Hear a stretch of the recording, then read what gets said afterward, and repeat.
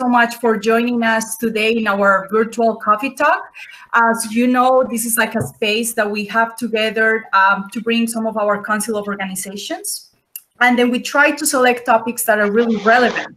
So today we are really pleased and really excited because we have with us Kathleen Montgomery, who is actually the Director of International Relations for the League of Women Voters. So Kathleen, she is a professor emerita and a professor of the Graduate Division of University of California, Riverside. So Kathleen, we're really eager, to learn a little bit more right now that elections are around the corner. So please go for it. Okay, thanks so much, Isabel. I appreciate that. One correction, I'm not Director of International Relations for the entire League of Women Voters, just for our local chapter, Orange Coast. Okay. That's good to know. Yes. Well, I'm really delighted to join you all today to tell you more about the League of Women Voters, about the League's relationship with the UN, and then the critical role that the League plays in assuring elections and human rights. So let me try to, if I can, get my slides up, and we can go. Excellent. So then just a friendly reminder before we're going to start our presentation, please mute your microphones so we can have like a better, we avoid background noise. And then this presentation is being recorded. So if anyone has any issues, please let me know. And let's go for it. Thank you so much, Kathleen. We're all yours right now. Okay, this is the title, and I'm going to try to answer the question as best I can. Here's a brief overview of what I plan to cover today. I'll begin with some history of the League and let you know why it's such an important year this year. Then I'll review the long-standing relationship that the League has with the UN and how that plays out in our mutual activities, focusing on human rights. And then I'll conclude with some information about the League's current activities in support of a fair election that protects the right to be an informed voter and to cast an informed ballot. So let's begin at the beginning. The League was officially founded 100 years ago today, not today, this year in Chicago. And it's no coincidence that it corresponds with the 100th anniversary of the ratification of the 19th Amendment that extended the right to vote to women. It was a very basically worded amendment. The right of citizens of the United States to vote shall not be denied or abridged by the United States or by any state on account of sex. But it was a decades-long movement that it took to get to this part. Now, there was a lot of media coverage, especially building up to this, the anniversary of the ratification of the amendment this month. Just last Sunday, there was a wonderful special section in the New York Times entitled "How American Women Won the Right to Vote." And there's also a fabulous two-part documentary that PBS has put together called The Vote. So if any of you is interested in learning even more about this, I would point you to both of these two sources. I thought I knew a whole lot more than I realized that I knew once I especially saw the documentary. So it's nice to get the full story. A major actor in the decades-long movement was Carrie Chapman Catt, which is quite a mouthful. It's a tongue twister every time I try to say her name. But she with other suffragists formed the National American Woman Suffrage Association. And this photo shows one of many of the marches, Votes for Women, that took place mostly in the eastern states. But for decades, really, the women marched to gain the vote. And when ratification looked like it might finally happen, Carrie Chapman Catt led the formation of the League of Women Voters, which she called a mighty political experiment designed to help over 20 million women carry out their new responsibilities as voters.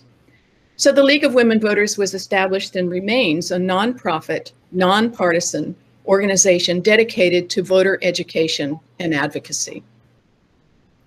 So fast forward 100 years, some of you may remember the Rose Parade, the 2020 Rose Parade, and the League had a float that some of our League members helped decorate. You can see some of the yellow roses, the thousands of yellow roses, which were put in one by one. It was replicating the march in the past. So even the women who were marching in the parade this year wore outfits that they had hand sewn to match the outfits that the suffragists wore 100 years ago, carrying signs that said "Votes for Women." The parade. Kathleen, stop you there because we're not seeing all the slides. You're not seeing the slides? No, so you need to move them. You need to pass them when you're presenting. You need to go to the next one. I'm not sure what you're asking me to do. Okay, let me escape and okay. Yeah, there we go. We're seeing that one. We're on number 4. Perfect. But I wanted to show it as a, I wanted to do the presentation outline, the full slide. Yeah. So the slideshow, that doesn't, you don't see that? Yeah, we're not seeing the full show. Oh, well, okay. I don't know what to say. So you can see this one though, huh? Yes. You can either do it manually and you start using your arrow if you want to do that. Yeah, okay. Did you see any of the slides when I put the thing up, the whole one on? Yeah, we see the first slide, but you need to pass it so we can see it. Yeah, you can go to the next one. Okay. I'm sorry, everybody. As I said. Okay, no, it's okay. Okay. Perfect. There we go. Is it big enough though? Can you see it? Yes, we can all see it. Yeah. Okay, hold on. Let me see if I can make it bigger. How's Perfect. that? That's a good size. Yep. Okay. So then now we can go to the one for the parade. I'm sorry about that. That's okay. Could you see this beautiful one? All right. And this is the parade that took place in 2020. Okay. So in the intervening years from when the league was started and now, it has grown to over 500,000 members in over 700 state and local league chapters across the country. And the league's goal of empowering voters and defending democracy has permeated all of the league activities. Some of the highlights over the years have included forming the League of Women Voters Education Fund to increase understanding of major public policy issues, sponsoring presidential debates for which the League won an Emmy Award for Outstanding Achievement in Broadcast Journalism, but most of all working tirelessly for election reform, including advocating for the National Voter Registration Act in 1993, which we refer to as the Motor Voter Act, where people will get registered when they get their driver's licenses, and working to eliminate partisan and racial gerrymandering. The most recent campaign that the League has put together for that is called the People-Powered Fair Maps campaign. Are the slides looking okay now, Isabel?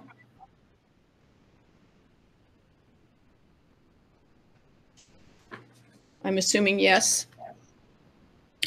So from the beginning, the League has been an ally of the UN and its predecessors, starting with the League's support in 1920 for the proposed League of Nations following World War I. But the disappointing failure of that initiative inspired the League of Women Voters to be even more outspoken about support for the nascent UN proposed in the waning years of World War II. In the early 40s, the League carried out a nationwide public support campaign at the request of FDR to establish the UN and ensure US participation. By 1945, President Truman had come into office and was so grateful for the League's support that he invited the League to serve as a consultant to the US delegation at the UN Charter Conference.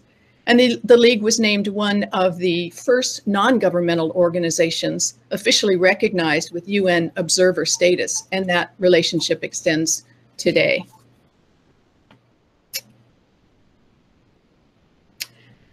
Now, I'm proud to say that League leadership has been fundamental in the development of UN bodies and documents. And one of the earliest UN-related activities was establishing the UN Commission on the Status of Women, which was established just the year after the UN was set up in 1946. The committee to establish CSW was chaired by League leader Anne Hartwell Johnstone. The CSW meets annually to fulfill its mandate and to assess progress about what has been done across the globe in promoting women's rights and where things need to continue, where the focus needs to be to continue to work for women's rights. We know that the work is not yet done. The League of Women Voters sends 20 delegates every year to the annual meetings at UN headquarters in New York City, and I was honored to be one of the delegates in 2019 and had been selected to go again this year, but sadly the CSW did not take place because of the pandemic. Perhaps even more impactful is the League of Women Voters' involvement in drafting the Universal Declaration of Human Rights. And since we're talking about human rights today, I want to spend some time talking about this incredibly important document. The Universal Declaration of Human Rights was drafted in 1948 by the first UN Human Rights Commission, which was led by former First Lady and longtime League member Eleanor Roosevelt. The UN Human Rights Commission today is now the UN Human Rights Council, which is led by High Commissioner Michelle Bachelet. And there were a number of international groups and individuals who participated in the negotiations to put together the UDHR. And some of the substantial input that the League had was making sure that the terminology was inclusive, avoiding the prevailing style of the day that referred to men as the default synonym for humanity, simply echoing the words from our Declaration of Independence.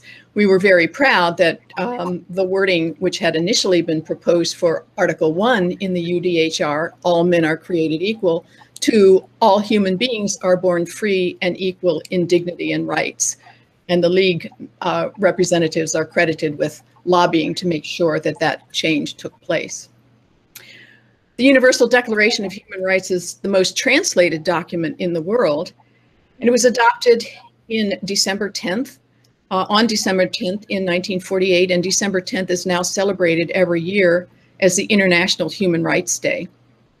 So I think it's fair to say that from the beginning, human rights, the United Nations, and the League of Women Voters have been inextricably linked.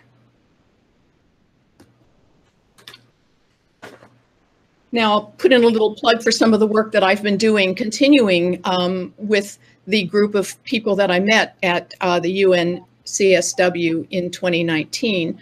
We have formed a group called the Human Rights Special Interest Group. We represent leagues around the country.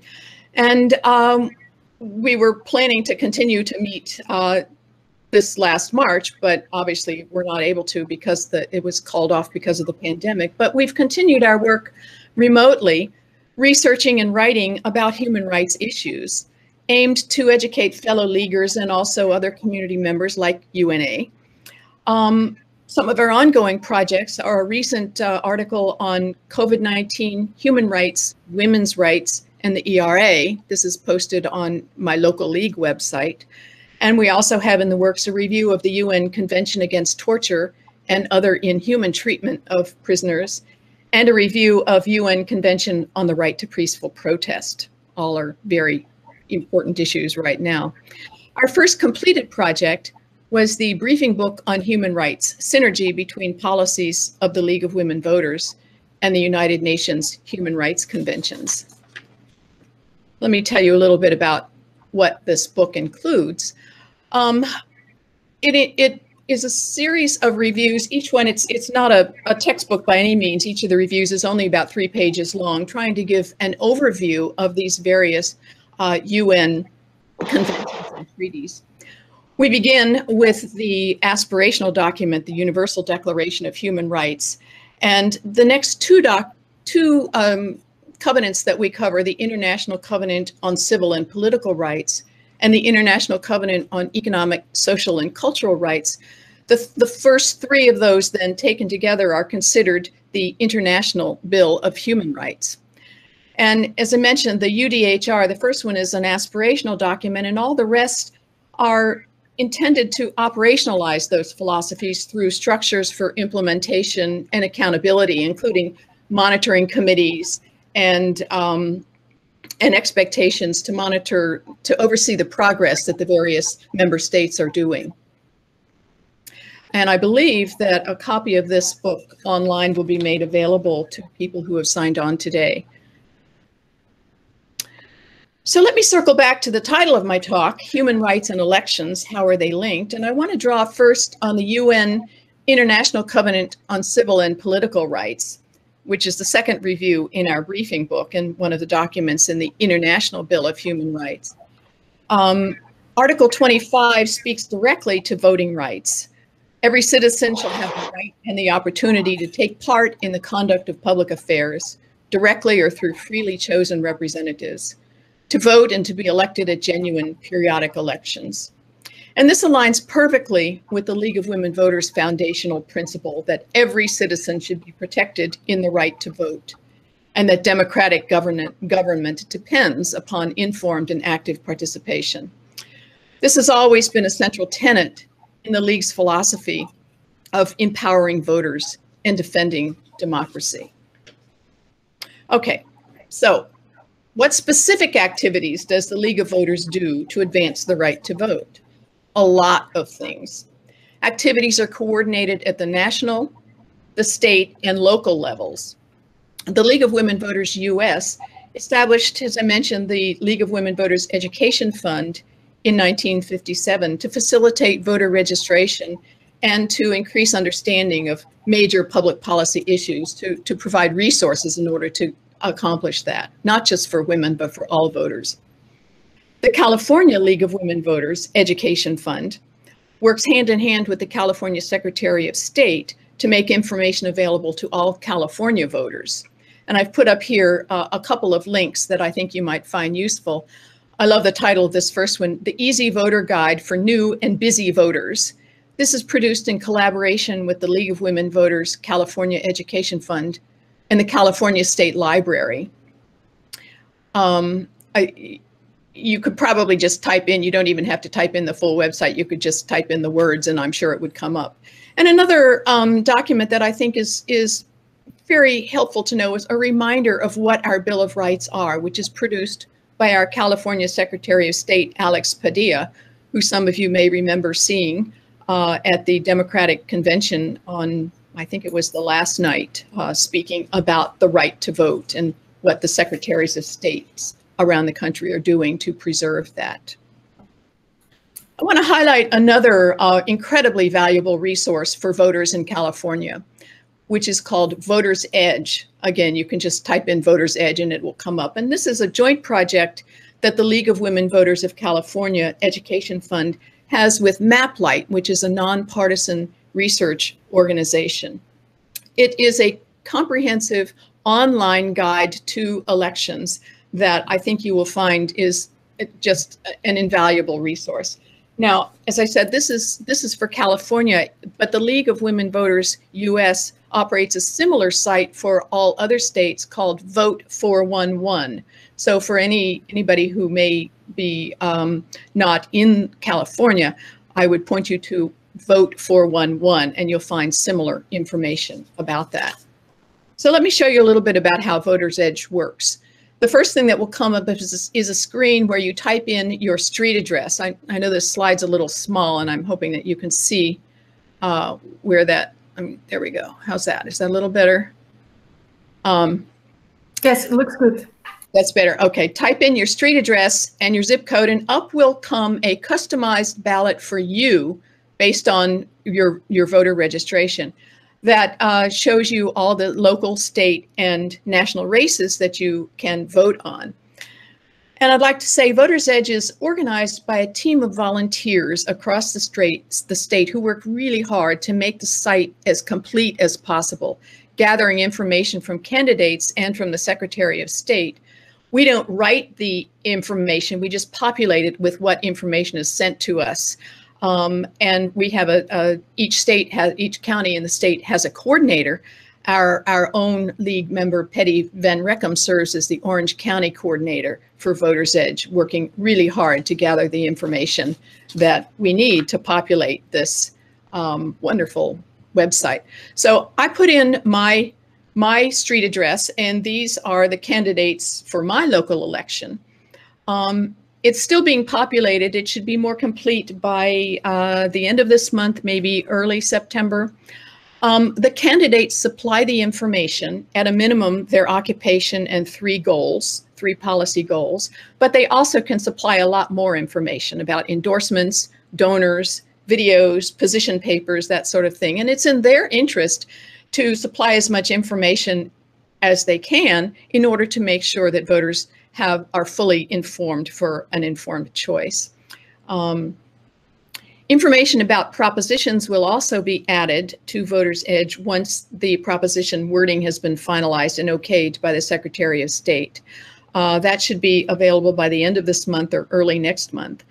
It will include information about the budget impacts that comes from the Secretary of State, and also information about the sponsors of the propositions, whether it's a ballot initiative or a legislative constitutional amendment or a referendum. There's also a ton of information about where you vote, how you register. So you can see across the top there are links, pull-down menus with lots of information that any voter in California might need. So let me say something then about what our local chapter does. Let's see. We are, as a reminder, we're known as the League of Women Voters of Orange Coast, and we have a very active voter service committee, which is chaired by Michelle Musacchio. Michelle and her committee worked especially hard during the 2018 midterm elections, because this was the first vote period when the new vote centers was going to be rolled out in Orange County. So for all of the people who are attending who are in Orange County, you would already know about these vote centers. But this was part of the Voters' Choice Act that was passed in California in 2016, which was intended to be a rollout over several elections, moving from polling places to vote centers. So voters in a vote center county, and Orange County was one of the first vote center counties, could cast their vote at any vote center, did not have to show up at a polling place on election day. And the vote centers are open for several weeks before voting day. All of the voters receive a mail ballot, every registered voter in the county, and then can take the ballot, return the ballot to any vote center in the county that they wish to do.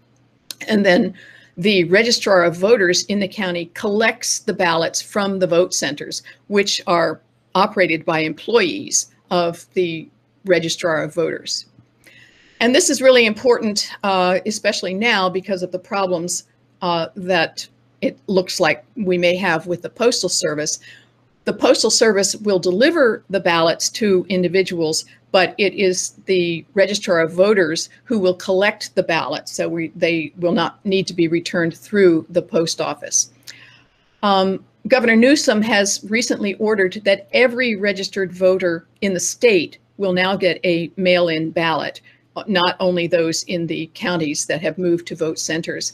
And I don't know for sure, but I'm assuming that even those counties that have not moved fully to vote centers will have drop-off boxes where people can deposit their ballots without having to put them back through the mail. A couple of other things that our local league chapter does is a very ambitious voter registration and education effort for new voters. Sadly, we were not able to do this during the spring and now because of the schools closed because of the pandemic. But it's in California, students who are 16 and 17 years old can pre-register so that by the time they turn 18, they will automatically be registered voters, but also helping to educate these new voters about the whole voting process and what that means. An additional series of activities that we do is to handle candidate forums where we will provide a moderator and maintain the forum, again, making sure that it is completely nonpartisan. But we want to make sure that in these candidate forums, all of the candidates who are running for a particular office will be present, so it doesn't look as though the league is trying to put the finger on the scale for any one particular candidate. And also similar kinds of forums what we call pros and cons to talk about the ballot arguments and budget impacts with information that's provided to us from the California Secretary of State. Again, I just want to say, please continue to check on our local league website. It serves as an information resource for voting locally, statewide, and nationwide. We have a news link, so it's updated quite regularly. And our local league president, Becky Newman, has a presidential blog she tries to keep us all updated with any breaking news that we might need to know about voting. There are a couple of links on our news link, a couple of sites on the news link about the U.S. Postal Service information, including a press release that the League of Women Voters U.S. has recently put out, and also some talking points about the issues that I think people might find useful. Again, I think we have an advantage in Orange County because we are a vote center county, and we do not have to rely on the U.S. Postal Service to have our ballots be delivered back to be counted in the way that a number of places around the country do. So I hope that I have shown you how the UN and the League of Women Voters concur that women's rights equals human rights equals the right to vote. And I would just close with vote.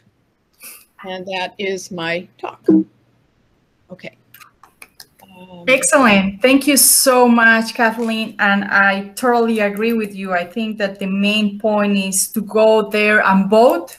This is a right, but I also think is also our obligation. You know, I think that when people are complaining, I always ask the people, what are you doing about it? So then a way of exercising our rights, I think that that's the most critical and crucial thing. And thank you so much for giving us this comprehensive, history and trying to understand about the connections and how we started from the beginning, and the League of Women Rights was always there, like a foundation, like a really strong foundation. So from now, if you can actually go into the right, you can, anyone who is participating with us, you can actually have access to different websites. So Kathleen provided different tools and websites that are actually really useful. And then what we did is that we laid them out so that you can actually even access them right away or even later. So I think from now, we're going to take some of the questions. And I know that Grady is actually, he's currently serving as our treasurer, and then he's going to be taking from this part. So then feel free to start asking questions because this is the moment, as we all know, November is around the corner. So then we all need to play our part actively.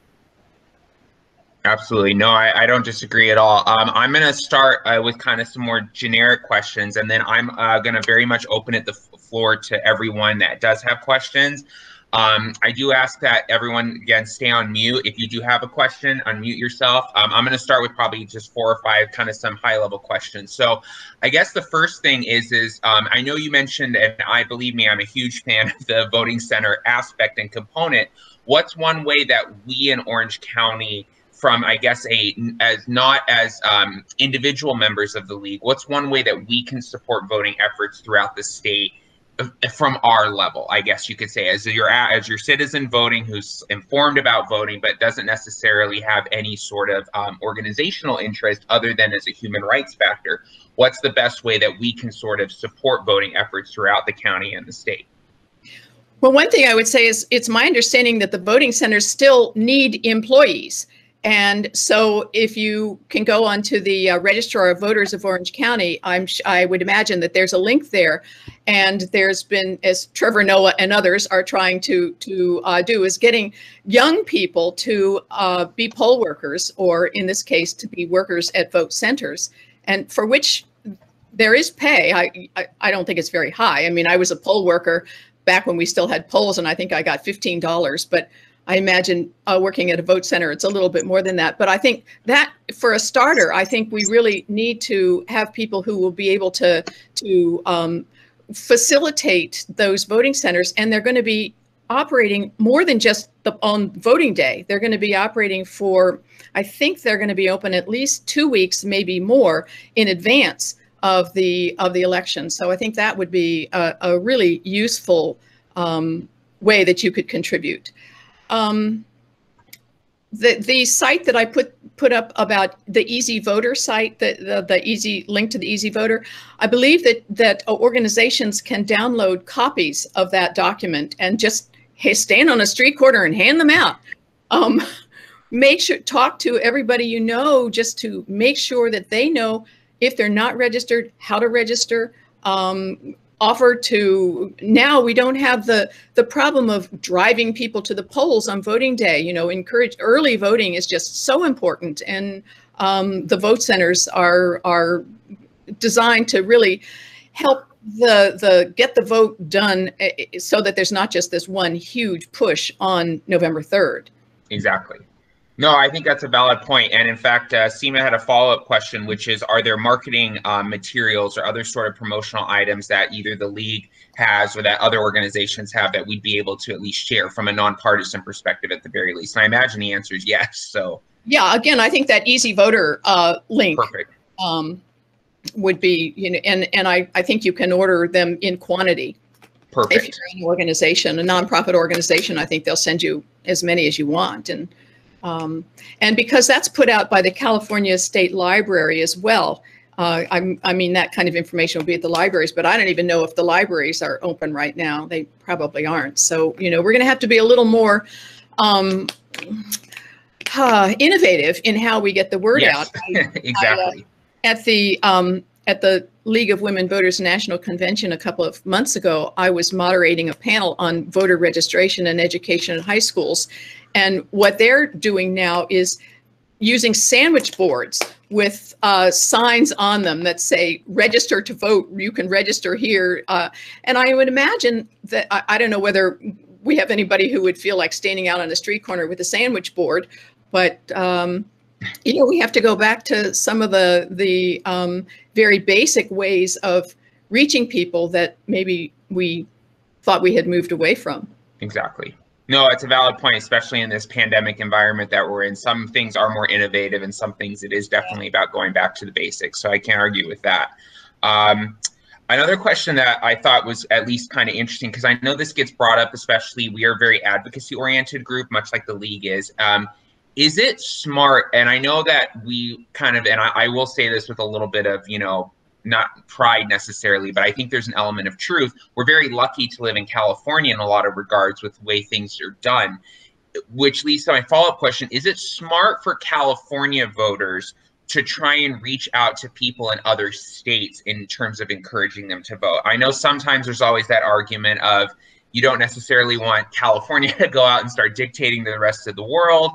Is it smart for us to try and advocate in that way, or is it better to try and focus on our own local aspect? And that's a genuine question, because I know we get it sometimes too with UNA advocacy. Is it smart to try and reach out to other states or not? Well, I think the patriotic responsibility to vote is not state specific. Mm-hmm. And I think we certainly saw that all this week at the Democratic National Convention, urging everybody, you know, no matter where they live, to vote is something that I think we all have a responsibility to do. And people urging them to vote and then tell everybody they know to vote. So I think get out the vote is just a patriotic responsibility. No, that's good, and that's a valid point that you bring up, because it's for everyone across the whole U.S. It is definitely important that, and that message of voting, regardless of where everyone might feel, is definitely important to get out. Kind of keeping at least on the local topic here a little bit, and I personally take a little bit biased interest in this, but again, I'll open it to more questions later. What are some areas that you've seen, both maybe Orange County and California in particular, do really well from a voting perspective, versus not only just other states in the United States, but even other voting systems throughout the world? What are some successes that California's really had? And what are some areas that you think still need improvement, at least, that we could potentially focus on both in state and, you know, maybe even out of state? Well, that's a big question. I don't have stats. I don't know, for example, about voter turnout based on the use of the vote centers compared to use of polling places. And it's hard to tease that out to know whether, if the turnout was higher, was it because of the components of the election, or was it because of the election logistics about vote centers? But my guess is that we will see the use of vote centers throughout the country growing, because I think there's been just a lot of enthusiasm about how well the vote centers worked, how happy. I haven't heard any downsides about the way the vote centers operated in the county. I haven't gone out and sought to find that information, but the concept makes so much sense. And because it addresses the issue about early voting, so that you don't have the debates in some cities and states around the country where you see long lines that are, or the people only have a very, very small window. The vote centers enables so much. The early voting, the voting in person, the mail-in voting, not having to rely on the post service. So it seems to address so many of the kinds of controversies that we've been hearing about with such concern this election and in previous elections too. I think this is why California moved to this. And we're rolling it out more slowly perhaps now than they had initially. They were initially going to roll it out more slowly than it looks like it is now. Mm-hmm. No, that's a good point, because I mean, again, I've only voted ever really by mail personally. I can speak at least myself, and now with the voting center aspect, it's also a nice alternative to be able to have if you'd rather drop off. I'm not going to deny that at all. And then it's just kind of to pivot on that. I don't want to.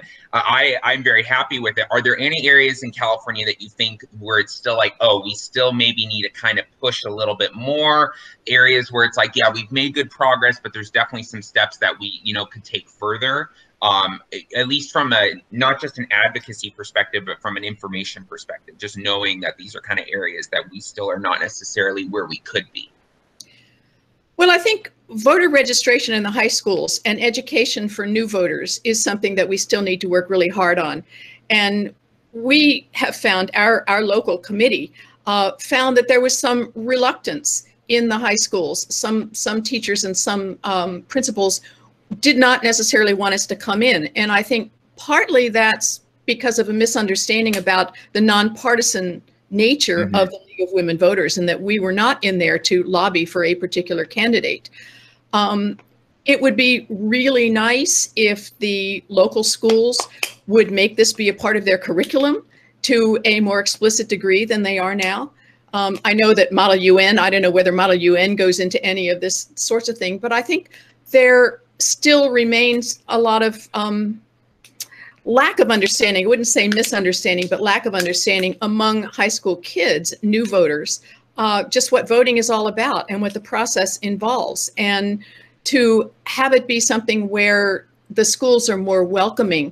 I think at some high schools, our committee was lucky to have 15 minutes in a cafeteria rather than time in a civics class. Some teachers were very welcoming, but some teachers were not. And so it was sort of a hit or miss kind of a thing. And it would be very nice if that were made more systematically part of a curriculum, and just an expected part of a curriculum as part of being a responsible citizen. No, and that's a valid point you bring up, because I went to high school here, and I can honestly say I don't remember them ever discussing voting at length as part of the curriculum. And it's like you said, as you come up in your senior year, that's when everyone starts to turn 18, and it's especially in a year like this, it's important that that message gets communicated about the rights to vote. So no, it's interesting. I don't think a lot of us would have thought otherwise about that. So it's good that you brought that up as a point, because knowing that resistance in the school system, and I know the school system can sometimes be open to change and sometimes not so open to change. So that's always a hurdle to have to work with. So that's good to know. Obviously, fake news has become a very big trending hashtag in the past couple of years, but partisan issues with fake news aside, what's one of the largest forms of voter misinformation out there? So not necessarily about what a particular candidate may stand for or not stand for, but misinformation on voting itself that is out there. And what are some ways that informed voters can fight against that information and informing others about that, type of voting and misinformation that's out there? Well, that's a good question.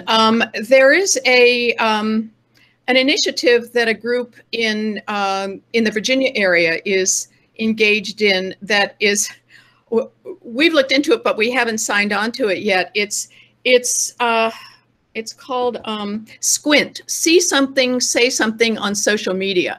And for anybody who uses social media can take a screenshot of something that they think is not accurate information, send it to this group, and then they will determine whether it's accurate or not, and then notify the local registrar of voters or the Secretary of State about to try to get this misinformation taken down.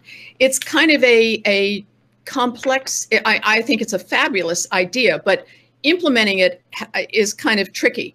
And it's been implemented in several spots in Virginia, but I don't think California is yet doing it. Maybe because there's not as much concern in California, because, you know, we are pretty much at the head of the, we're pioneers in terms of a lot of voting. But other than that, I think there's a lot to be done there, and a lot of innovation that's I'm hoping is still in the works. Right. No, and that's a valid point you bring up, because again, a lot of times if people don't see if they see something and then they just let it go, if there's no reporting of it, then it'll just go unnoticed until someone says something. And then to kind of, this will be kind of my last question, and then I'll open it up to the floor a little bit.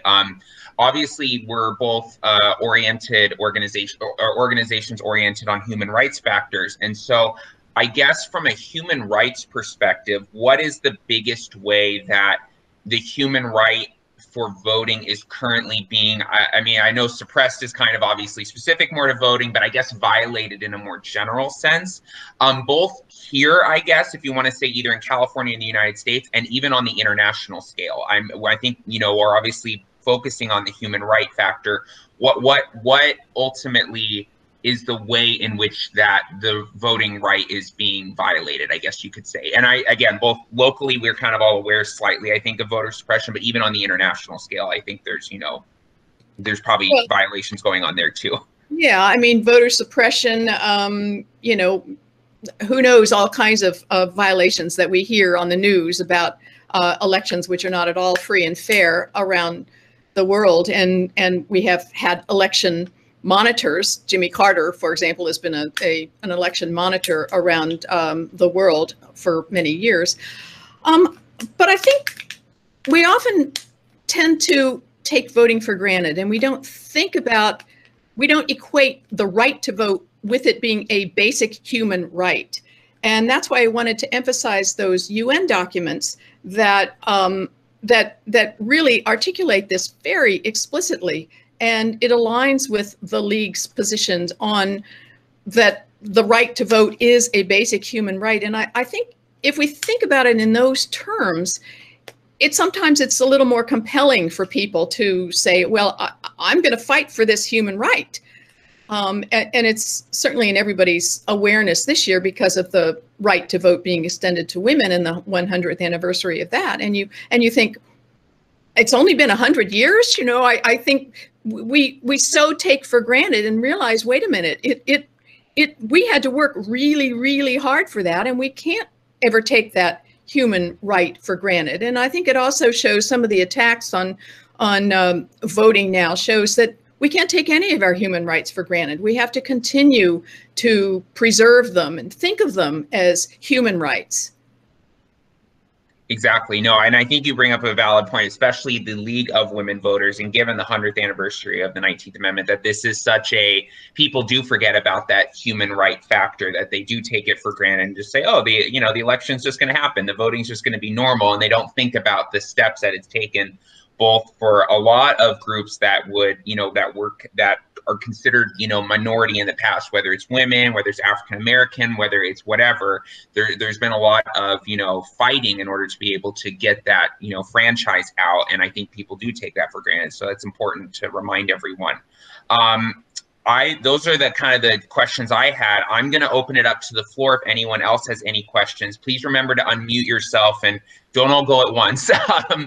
Just remember to unmute yourself and then mute yourself back on if you have any questions for Kathleen. Grady, I had a question. Oh, yeah, no, please go ahead. Thanks, Kathleen, for that background. I like to rely on the power of the social media to kind of highlight some of the things you've mentioned. Is there anything that that is social media friendly that kind of highlights the struggles we've had to get here, the struggles of the different groups to have that right to vote? Is there anything that we can put out there? Well, I mentioned at the outset the PBS documentary on the vote, which I think, just advertising the link to that. It was put together in July, and I think it's still available. It's an absolutely amazing documentary. It was just such a sobering reminder of how hard women worked and how much resistance they encountered before they finally won the right to vote. I'm not a very savvy social media user myself, so I'm going to have to defer to the younger generations who know about that kind of thing to know what are the most impactful ways that you can send out this information, whether it's links that you can put on there to remind people. But again, I wish I had more that I could suggest for social media. It's not my thing. I'm too old. Thank you. This is good information. Thanks. Perfect. Thanks, Seema. Michelle, I know you had a question, so if you want to go ahead and unmute, go ahead.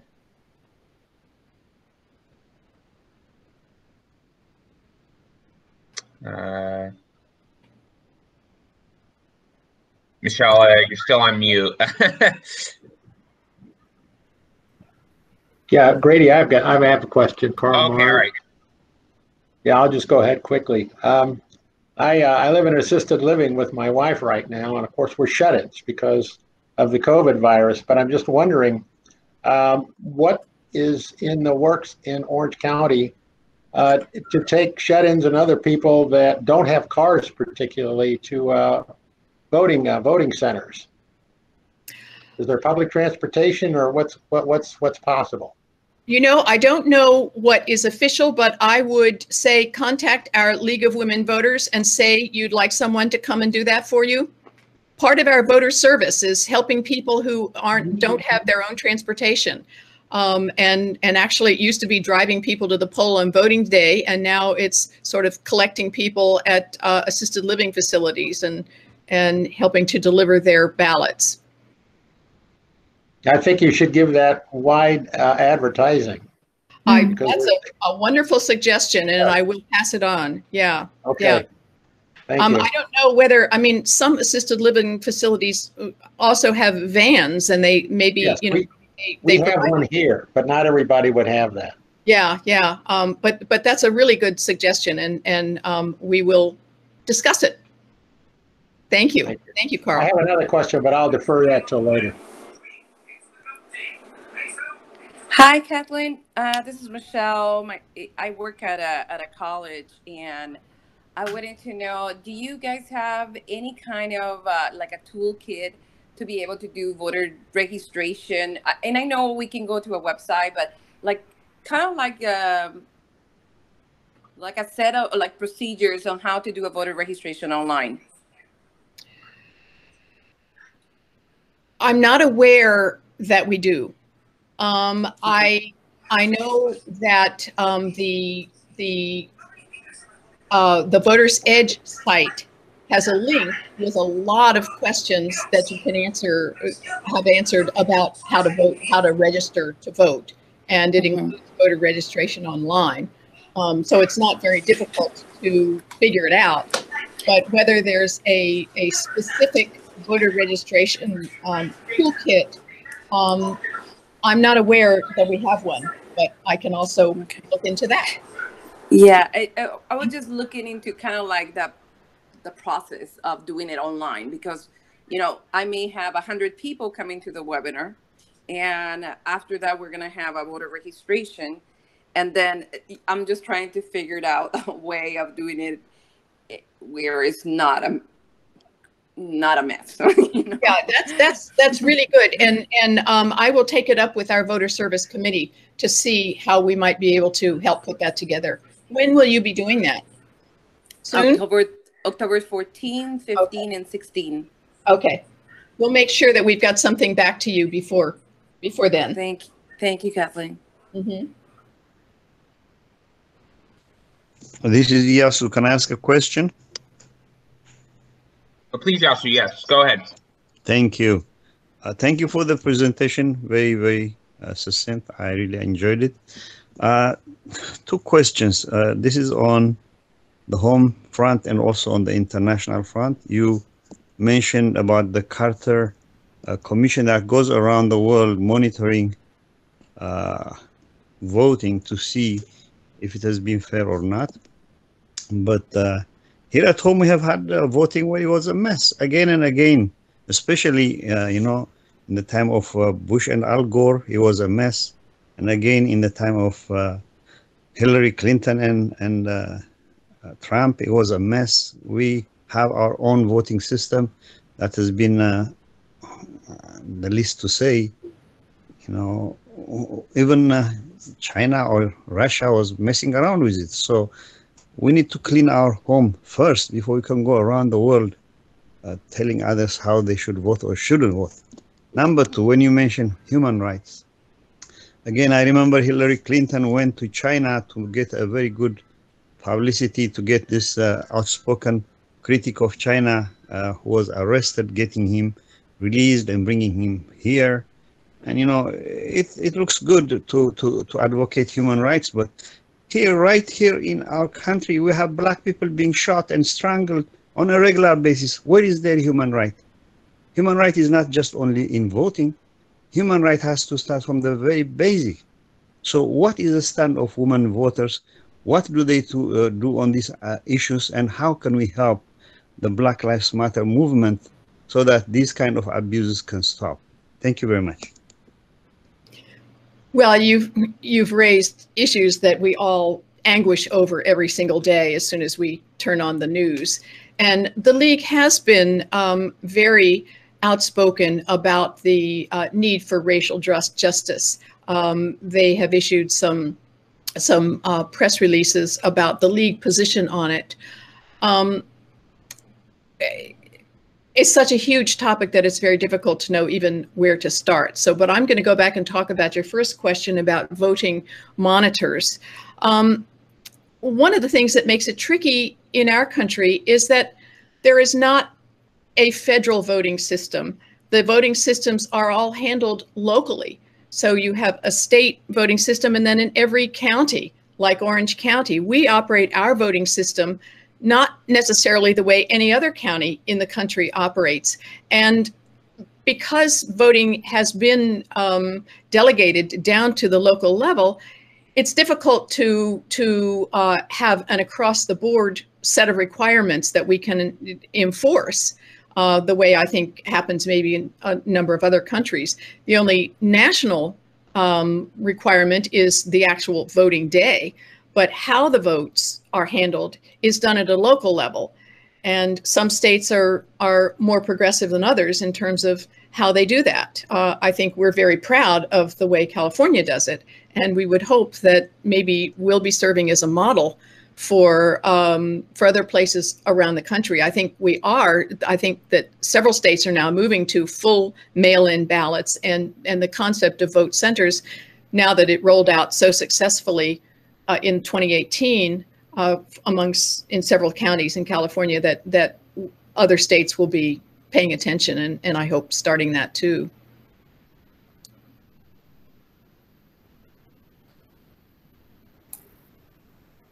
No, I appreciate that, Kathleen. It's a good answer. I think it's like you said, it's a matter more a lot of times of timing. Does anyone have any other questions they would like to ask? Carl, I know you said, yeah, go ahead. Okay, I'll go ahead and ask it now. I'm quite familiar with all of the articles that are in the Universal Declaration of Human Rights. And some of them, like Article 25, talks about the right to vote. There's also articles that talk about the right to medical care, the right to a vacation, the right to education. And what I'm wondering is the Universal Declaration of Human Rights is now 75 years old, and some of the articles now have been put forward as treaties. For example, the rights of prisoners, that was done very quickly after the UNHDR was adopted. Is now the time to start pushing to have the Universal Declaration of Human Rights become a treaty and have those rights that are mentioned that people a lot of times simply ignore become law, international law? I'm asking an opinion here because there's a long conversation that would follow. Yeah. I mean, that's a philosophical question. And as I mentioned, the Universal Declaration of Human Rights has been considered an aspirational document. Yes. And that the subsequent conventions and treaties were supposed to put teeth into that and to be, to take it apart and say, well, for each one of these, here are the structures where we can implement this particular aspirational human right, and then this next treaty, how we can do this one. And because it is voluntary, that member states across the world have signed on, some more than others, and sadly the US hasn't signed on to all of these at all, or if they do sign on to some of them, they'll sign on to them with caveats, as they did the second covenant. So the UN doesn't really have the power to impose sanctions to the extent that we wish that they would in some cases when we see rights being blatantly violated. I don't know, my own, since you asked for my own opinion, I like the Universal Declaration of Human Rights as it is, because it is such an uplifting aspirational document. And I like the idea of having subsequent treaties and conventions that are designed to try to implement the philosophies that are articulated in the UDHR. But obviously, we see that in many cases, that hasn't been enough. And shunning and shaming countries that aren't living up to, even the ones who have signed on to this, who aren't living up to what they've signed on to, doesn't have very much power as we wish it did. You're making me depressed. I don't know what else to say. Well, that wasn't my intent. Thank you very much. I really enjoyed your presentation. Thanks, Carl. It was great. Grady, so should we move forward? I think so. No, I was going to say, if anyone has any last minute questions or comments that they'd like to include, I mean, the floor is very much open. So, but I was going to say, I think it was a pretty comprehensive education. I know at least for me it was. So I do definitely appreciate it. Thank you, Kathleen. It was very informative. I appreciate your time. This is a very critical time that we're living in. And I think every person that can just, give us more information and help us move together, is very appreciated. Thank you so much for all the information. Thanks, Michelle. Yeah, so echoing all the comments that have been said, I totally agree. We had a really comprehensive and most necessary conversation today. I really want to thank Kathleen, for taking the time and then breaking things so we can really understand the origins, the process, and how critical is this today. And of course, the mission that you guys with the League of Women Voters are being working actively since the beginning and still moving forward. So I want to actually talk a little bit about what we do. So now to connect the dots. So then my name is Isabel Tritle, and currently I am the president of the United Nations Association of Orange County. And here at the United Nations Association, our goal is to educate, to inspire and to mobilize individuals about the critical and vital work of the United Nations. So then, of course, we have created this type of spaces where we actually collaborate and educate people. But most important, it's not just about learning about issues, but then it's about actions. So then that's what we ask all our members to be really aware and having like something that is aligned with what you believe. And then again, we cannot take for granted, like the voting, we actually used to take it as a granted, like our human rights, we cannot take them for granted. So then we also have different type of affinity groups. We have the affinity group for UN Women. We also have another affinity group for young professionals. We also have another affinity group that is actually not an affinity group, that is actually the Council of Organizations. And the way that actually we connected and then we created this space of the virtual coffee talk was by bringing this type of organizations that they're pretty much aligned with the United Nations mission. So then we find our common ground, we find a bridge to put the word out there. And the most important, we are thinking globally, but acting locally. So then I want to give right now the space to Joy Adams so she can actually talk to us and let us know a little bit more about the Council of Organizations. Well, of course, we're very honored to have the League of Women Voters be a member of our Council of Organizations and to partnership with the League in many ways over the few years that you have been a member of our Council of Organizations. So we are just absolutely honored to have the local chapter of the League be in partnership with us. I am a member of the local chapter of the League and have great admiration for the work that the League does. So thank you for your very comprehensive presentation for the history and the vital work that the League has done, is doing today, but has done for so many years to bring us to today. It is just really an honor to have you make this presentation, Kathleen. Yeah. So I'm not sure because everybody's muted and there on my screen there are very few faces, just a bunch of circles. And normally when we have in-person coffee talks, everyone has an opportunity to introduce themselves. And we invite any of the Council Organization members to talk just a little bit, you know, like a minute or 2 minutes about their organization, and they have an opportunity to make a pitch if they have upcoming events or anything that they are advocating.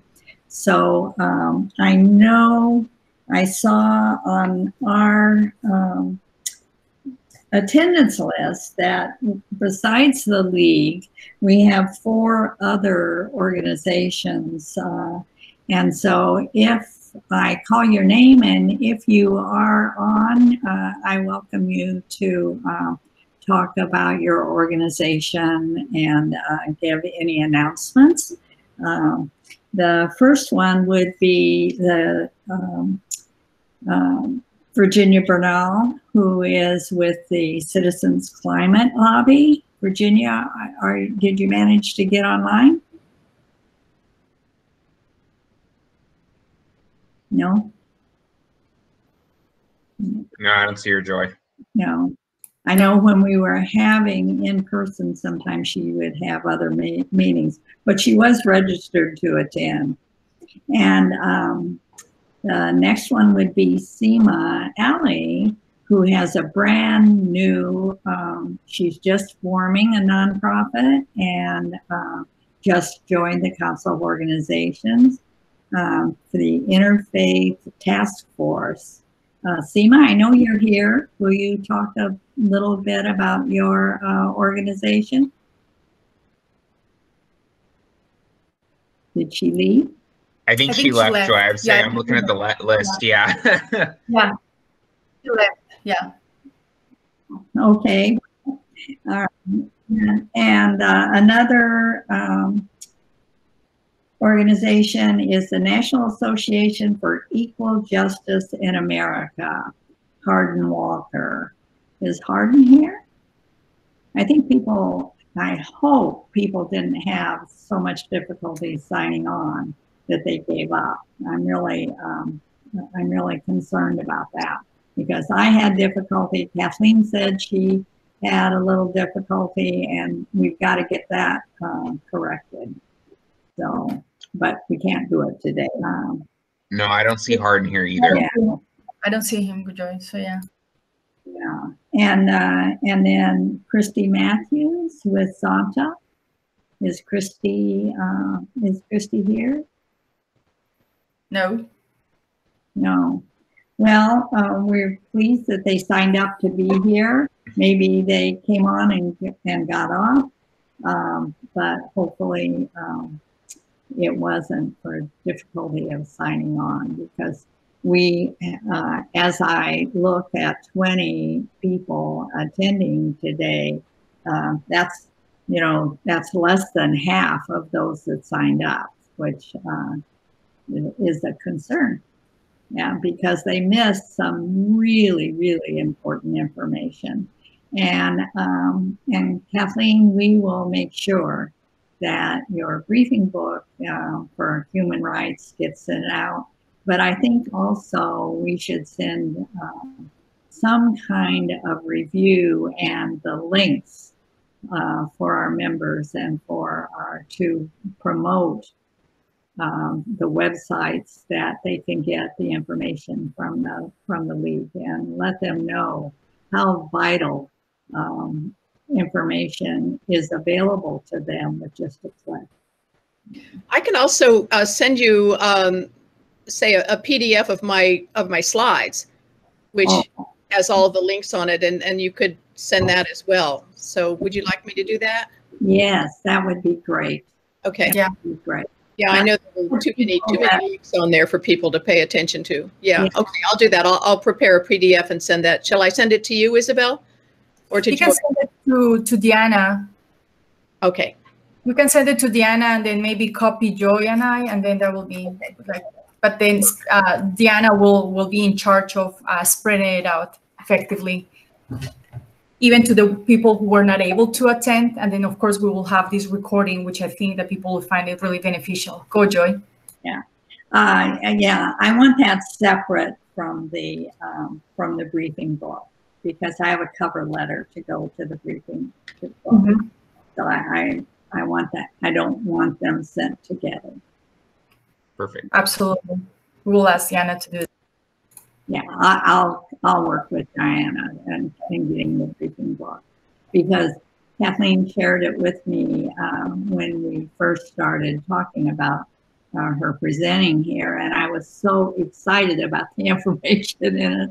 I asked her if I could share it, and was waiting till after her presentation, because it is just such a lovely, lovely ebook. Yeah. Oh, thank you. We're really eager to have it be distributed as widely as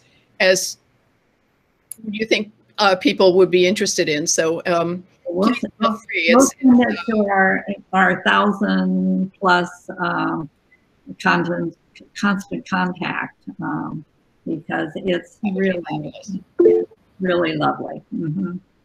Yeah.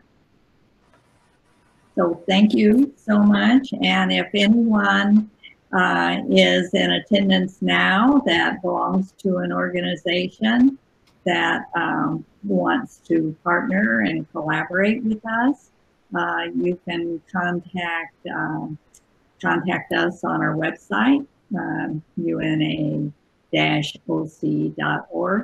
and look at our partners.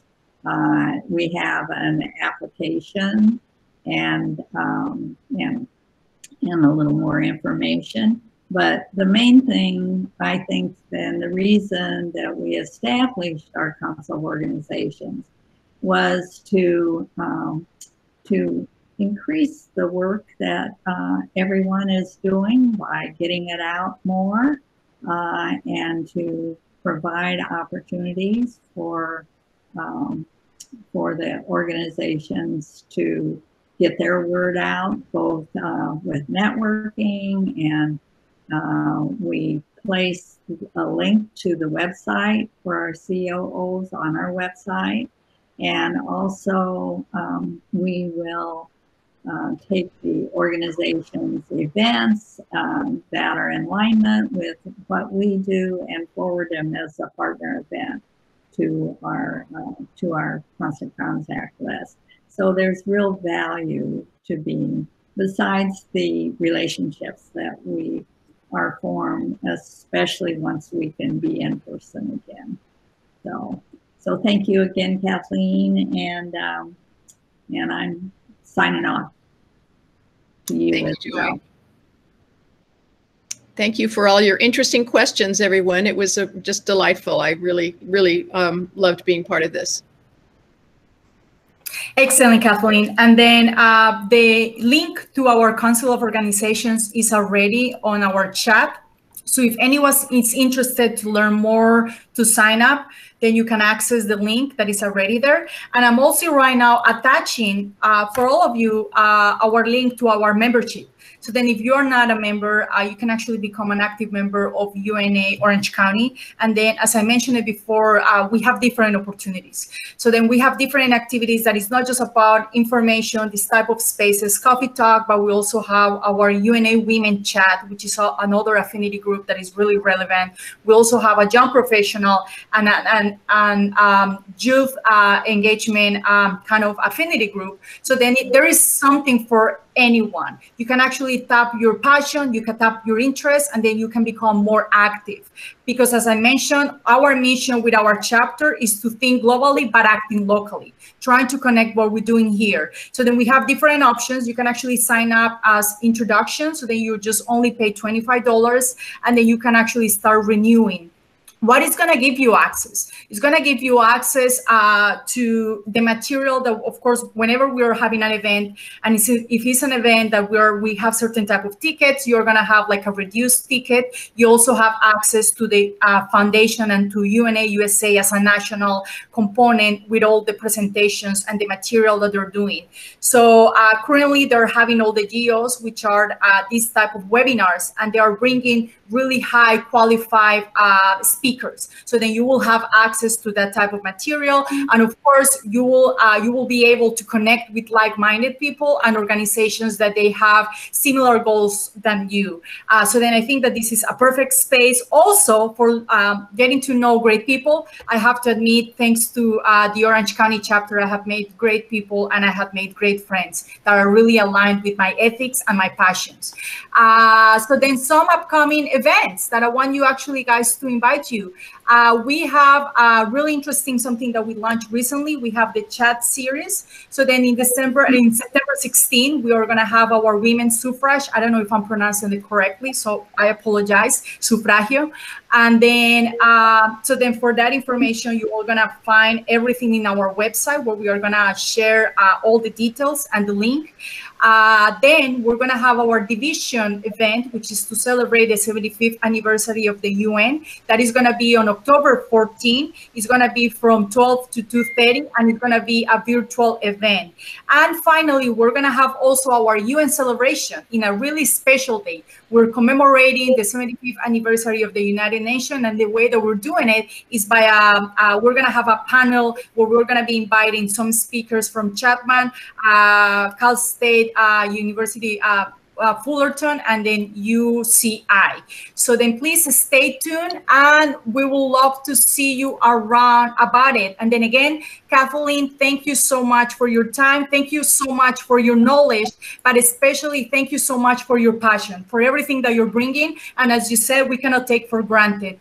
This is a right that we all need to move forward, and always vote, and vote. Anyone has anything to say? Any questions so far? Any comments? No? I think we're good. Okay. Thanks. Yes. Okay. Thank you. Excellent. Thank you so much. Have a great rest of your weekend, and please stay safe.